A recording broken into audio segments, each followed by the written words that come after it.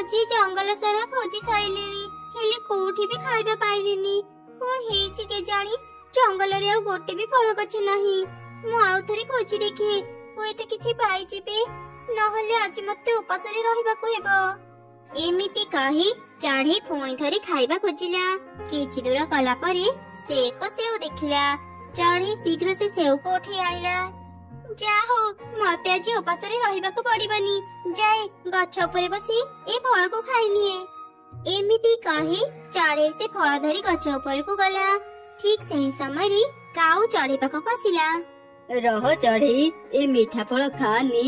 ମୋ ସ୍ତ୍ରୀର ଦେହ ବହୁତ ଖରାପ, ତାକୁ ମିଠା ଫଳ ଖାଇବାକୁ ଭାରି ଭଲ ଲାଗେ।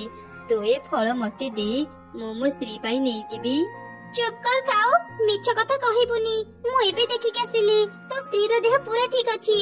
ସେ ଠିକ ଥିଲା ଯେ ଏଇ କିଛି ସମୟ ହେବ ତ ଦେହ ଖରାପ ହେଇଗଲା। ଦେ ଦେ, ମତେ ଶୀଘ୍ର ସେ ଫଳଟା ଦେ। ତୁ ଏମିତି ମିଛ କହି ଆଗରୁ ମୋଠୁ ଅନେକ ଫଳ ନେଇଛୁ। ତୁ କଣ ଭାବୁଛୁ ସବୁଦିନ ମତେ ଏମିତି ବୋକା ବନେଇଦେବୁ? ମୁଁ ଆଜି ତତେ ଏ ଫଳ ଦେବିନି। ଯା ପଳା ଏଠୁ, ମତେ ଶାନ୍ତିରେ ଫଳ ଖାଇବାକୁ ଦେ। କଣ ହେଲା, ତୁ ମତେ ଫଳ ଦେବୁନି ତ? ତୁ ଯେତିକି ବଡ ନୁହଁ ସେତିକି ଫୁଟାଳି ମାରୁଛୁ। ଦେଖ ଏବେ ମୁଁ ତୋ ସହ କଣ କରୁଛି। ତାପରେ କାଉ ଜୋର କରି ଚଢ଼େଇ ପାଖରୁ ତା ଫଳ ନେଇଗଲା। ବଦମାସ କାଉ, ଦେ ଦେ ମୋ ଫଳ। ତୁ କଣ ଭାବୁଛୁ ମୁଁ ତତେ ଦେଖି ଡରିଯିବି? ମୋ ପାଖରେ ବି ଶକ୍ତି ଅଛି, ମୁଁ ଆଜି ତତେ ଛାଡ଼ିବିନି। ଏମିତି କାଉ ଆଉ ଚଢ଼େଇ ଖୁବ ଜୋରେ ଲଢ଼ି ଲାଗିଲେ। କାଉର ଶକ୍ତି ଆଗରେ ଛୋଟ ଚଢ଼େଇ ତାକୁ ପାରିଲାନି। କାଉ ଧକ୍କା ଦେଇ ଚଢ଼େଇକୁ ତଳେ ପକେଇଦେଲା। ସେଇ ଗଛ ତଳେ ଥିଲା ଗୋଟେ କୂଅ। ଚଢ଼େଇ ସେ କୂଅ ଭିତରେ ପଡିଗଲା। ଏମିତି ଦେଖି କାଉ ଖୁବ ହସିଲା। ବଢିଆ ହେଇଛି, ବଢିଆ ହେଇଛି। ମୋ ସହ ଲାଗୁଥିଲୁ ନା ଚଢ଼େଇ, ଏବେ କୂଅ ଭିତରେ ମର। ବଦମାସ କାଉ, ମତେ ଏ କୂଅ ଭିତରୁ ବାହାର କର, ମତେ ଭାରି ଡର ଲାଗୁଛି। ଚଢ଼େଇ ଯେତେ ଚେଷ୍ଟା କଲେ ବି ସେ କୂଅରୁ ବାହାରି ପାରିଲାନି।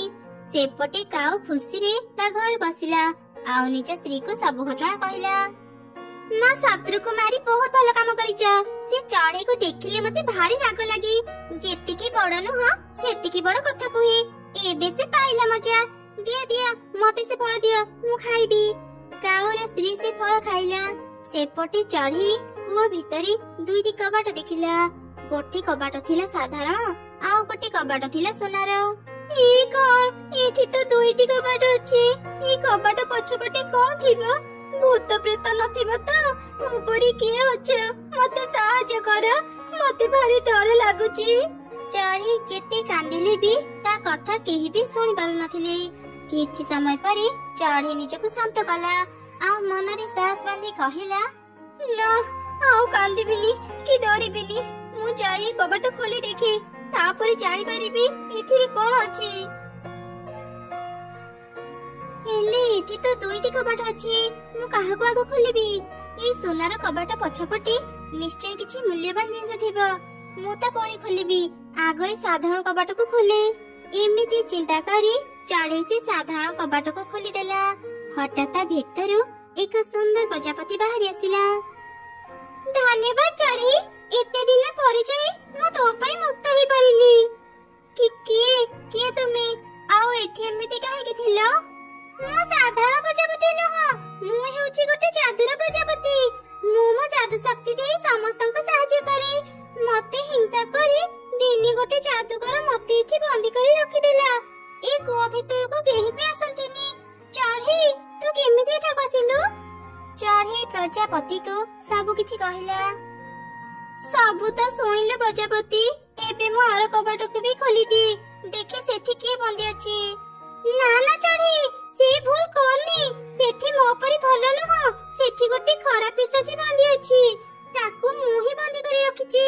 ମୁଁ ଅନେକ ଦୁଷ୍ଟ ମାନଙ୍କୁ ଏଇ କୂଅ ଭିତରେ ବନ୍ଦୀ କରି ରଖେ। ଏଇ କାରଣରୁ ପ୍ରତିଶୋଧ ନେବା ପାଇଁ ସେ ଦୁଷ୍ଟ ଯାଦୁକର ମତେ ଏଇ କୂଅ ଭିତରେ ବନ୍ଦୀ କରି ରଖିଦେଲା। ଚାଲ ଚଢ଼େଇ, ଏବେ କୂଅ ଉପରକୁ ଯିବା। ପ୍ରଜାପତି, ମୁଁ ଅନେକ ଚେଷ୍ଟା କଲିଣି, ହେଲେ କୂଅ ଉପରକୁ ଯାଇପାରୁନି। ତୁ ଚିନ୍ତା କରନି ଚଢ଼େଇ, ମୁଁ ମୋ ଯାଦୁ ଶକ୍ତିରେ ତତେ କୂଅ ଉପରକୁ ନେଇଯିବି।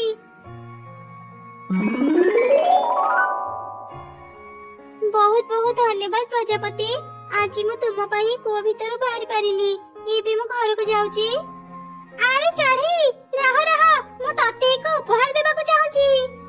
ଏମିତି କହି ପ୍ରଜାପତି ଚଢ଼େଇକୁ ଏକ 3 ଫଳ ବାଲା ଗଛ ଦେଲା। ନେ ଚଢ଼େଇ, ଏ 3 ଫଳ ବାଲା ଗଛ ମୁଁ ତତେ ଦେଲି। ଏ ଗଛରେ 3 ପ୍ରକାରର ଫଳ ଫଳିବ, ଆଉ ଏ ଫଳ କେବେ ବି ସରିବନି। ଏ ଗଛ ନେଇ ତୁ ଘରକୁ ଯା। ମୁଁ ଏବେ ଯାଉଛି ଚଢ଼େଇ, ଯଦି କେବେ ଦରକାର ହେବ ମତେ ମନେ ପକେଇବୁ, ମୁଁ ତ ପାଖକୁ ଆସିବି। ତାପରେ ପ୍ରଜାପତି ସେଠାରୁ ଚାଲିଗଲା। ଚଢ଼େଇ ସେ 3 ଫଳ ବାଲା ଗଛ ନେଇ ଘରକୁ ଆସିଲା, ଆଉ ନିଜ ଅଗଣାରେ ଲଗେଇଦେଲା। ଆରେ ଏ ଚଢ଼େଇ ସେ କୂଅ ଭିତରୁ କେମିତି ବାହାରିଲା? ଦେଖୁନ, ତା ପାଖରେ କେତେ ସୁନ୍ଦର ଗୋଟେ 3 ଫଳ ବାଲା ଗଛ ଅଛି। ମୁଁ ଯାଇ ତାକୁ ପଚାରି ସେ ଗଛ କୋଉଠୁ ପାଇଲା। ଚଢ଼େଇ, ତୁ ବଞ୍ଚିଛୁ? ମୋ ସ୍ୱାମୀ ତତେ କୂଅରେ ପକେଇଦେବା କଥା ଜାଣିଲା ପରେ ମୁଁ ରାଗି ମୋ ସ୍ୱାମୀକୁ ଘରୁ ବାହାର କରିଦେଇଛି। ଚିନ୍ତା କରନି କାଉ ଭଉଣୀ, ମୁଁ ଏକଦମ ଠିକ ଅଛି। ଆଚ୍ଛା ଚଢ଼େଇ, ତୁ ଏ 3 ଫଳ ବାଲା ଗଛ କୋଉଠୁ ପାଇଲୁ? ହଠାତ୍ ସେହି ସମୟରେ ଚଢ଼େଇର ନଜର ଦୂରରେ ଛିଡ଼ା ହେଇଥିବା କାଉ ଉପରେ ପଡ଼ିଲା। ସେ ମନରେ ଚିନ୍ତା କଲା, ଆଚ୍ଛା ମୋ ପାଖରୁ ସତ କଥା ଜାଣିବା ପାଇଁ ଏମାନେ ଏମିତି ନାଟକ କରୁଛନ୍ତି। ରୁହ, ତମ ମାନଙ୍କୁ ତ ମୁଁ ଉଚିତ ଶିକ୍ଷା ଦେଉଛି। କାଉ ଭଉଣୀ, ଜାଣିଛ କାଉ ଭାଇ ମତେ ଯୋଉ କୂଅରେ ଧକ୍କା ଦେଇ ପକେଇ ଦେଇଥିଲେ, ସେଇ କୂଅ ଭିତରେ ନା ଏକ ସୁନାର କବାଟ ଅଛି। ସେଇ କବାଟ ଖୋଲିଲେ ତା ଭିତରେ ଏମିତି ଅନେକ ଗଛ ଅଛି। ମୁଁ ସେଥିରୁ ଗୋଟେ ଗଛ ନେଇ ଆସିଛି। ଓ ଆଚ୍ଛା, ଏମିତି କଥା। ହଉ ଚଢ଼େଇ, ମୁଁ ଏବେ ଯାଉଛି। ତୋ କଥା ଯଦି ସତ, ଚାଲ ଚାଲ, ଆଉ ଡେରି କରନି, ଶୀଘ୍ର ସେ କୂଅ ପାଖକୁ ଯିବା। ତାପରେ 2 କାଉ କୂଅ ପାଖକୁ ଗଲେ। ଏକା ସାଙ୍ଗରେ ହିଁ ସେମାନେ କୂଅ ଭିତରକୁ ବି ଗଲେ। ସୁନାର କବାଟକୁ ଦେଖି ସେମାନେ ସେ କବାଟ ଖୋଲିଦେଲେ। ହଠାତ୍ ତା ଭିତରୁ ଏକ ଭୟଙ୍କର ପିଶାଚି ବାହାରିଲା। କେତେ ଦିନ ପରେ ଯାଇ ମୁଁ ମୁକ୍ତ ହେଲି। ବାହାରୁ ହିଁ ମୁଁ ଖାଇବା ପାଇଗଲି। ଏବେ ମୁଁ ତମ ମାନଙ୍କୁ ଖାଇ ମୋ ପେଟ ପୁରେଇବି। ଏଇଟା ତ ଗୋଟେ ପିଶାଚି। 3 ଫଳ ବାଲା ଗଛ କାଇଁ? ଏବେ କଣ କରିବା? ୟାକୁ ଦେଖିଲେ ମତେ ଭାରି ଡର ଲାଗୁଛି। ପିଶାଚି, ଆମକୁ କ୍ଷମା କରିଦିଅ। ଆମେ ଭୁଲରେ ତୁମକୁ ବାହାର କରିଦେଲୁ, ଆମକୁ ଛାଡ଼ି ଦିଅ। ଥରେ ମୁଁ ଯାହାକୁ ଦେଖେ ତାକୁ ଆଉ ଛାଡେନି। ଏମିତି କହି ପିଶାଚି ସେ 2 କାଉଙ୍କୁ ମାରି ଖାଇଦେଲା। ଚଢ଼େଇ ତା ସାଙ୍ଗ ପ୍ରଜାପତିକୁ ସବୁ ଘଟଣା କହିଲା। ପିଶାଚି କୂଅରୁ ଯେମିତି ନ ବାହାରିବ ସେଥିପାଇଁ ପ୍ରଜାପତି ଏକ ବଡ଼ ପଥର ଆଣି କୂଅ ଉପରେ ରଖିଦେଲା। ତାପରେ ସେ ନିଜ ଘରକୁ ଫେରିଗଲା। ସେପଟେ ଚଢ଼େଇ 3 ଫଳ ବାଲା ଗଛ ନେଇ ଖୁସିରେ ରହିଲା।